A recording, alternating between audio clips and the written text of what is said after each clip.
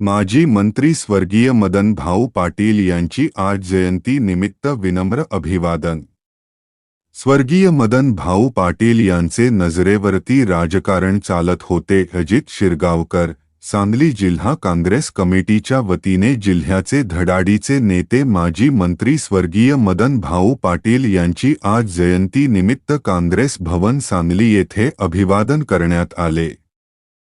प्रारंभिक काँग्रेस पक्षाचे जिल्हा उपाध्यक्ष अजित शिरगावकर व माजी सभापती राजेश नाईक यांच्या हस्ते मदन भाऊ पाटील यांच्या प्रतिमेस पुष्पहार अर्पण करण्यात आले। यावेळी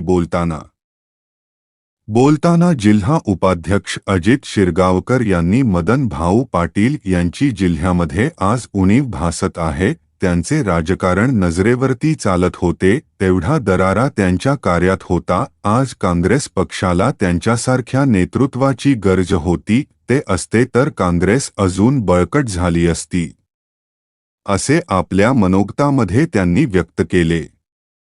यावेळी महानगरपालिकेचे माजी सभापती राजेश नाईक यांनीही आपल्या मनोगतमध्ये मदन भाऊंच्या बद्दल काही आठवणी सांगून त्यांना आदरांजली वाहिली। यावेळी स्वागत प्रास्ताविक मौलाली वंटमोरे व शेवटी आभार प्रवेश संघटक पैगंबर शेख यांनी मानले। यावेळी अर्जुन सुतार यांनी जिल्हा कमिटीस साऊंड सिस्टीम भेट दिल्याबद्दल त्यांचा सत्कार व काँग्रेस पक्षामध्ये प्रवेश केल्याबद्दल कळंबीचे प्रमोद इनामदार यांचा सत्कार करण्यात आला। यावेळी जिल्हा काँग्रेस कमिटी परिसर मध्ये स्वच्छता मोहीम राबविण्यात आले।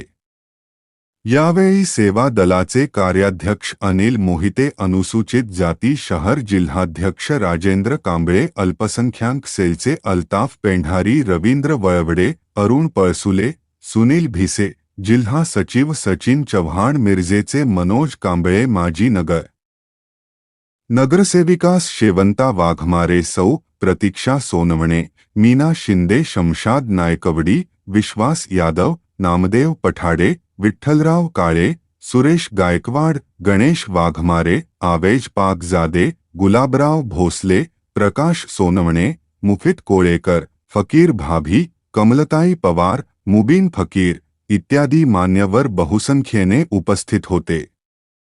सम्यक महाराष्ट्र न्यूजसाठी मी प्रमोद चिनके। अशाच नवनवीन बातम्यासाठी आपल्या चॅनेलला सबस्क्राईब करा। धन्यवाद।